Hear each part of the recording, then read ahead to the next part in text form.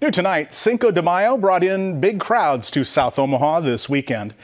But as First Alert 6's Johan Marin reports, some vendors aren't thrilled with their bottom line.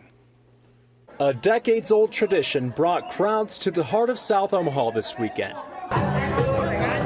L Street to O filled with food trucks, music, and hundreds of vendors ready to celebrate. For Luis Morales, the event feels like home. Every year he sets up this tent filled with Latin American goodies. A lot of handmade products from Ecuador.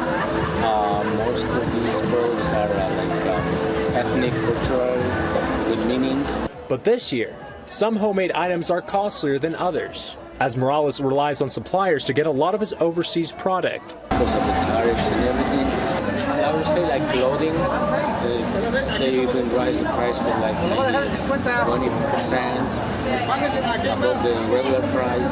So like the expensive items like let's say ponchos or coats. And Luis isn't alone. Rosario with Rosari's Kitchen had to bump up prices. She sells tacos and pupusas that uses ingredients from Mexico and El Salvador. She says everything is really expensive right now, and raising prices isn't something we want to do.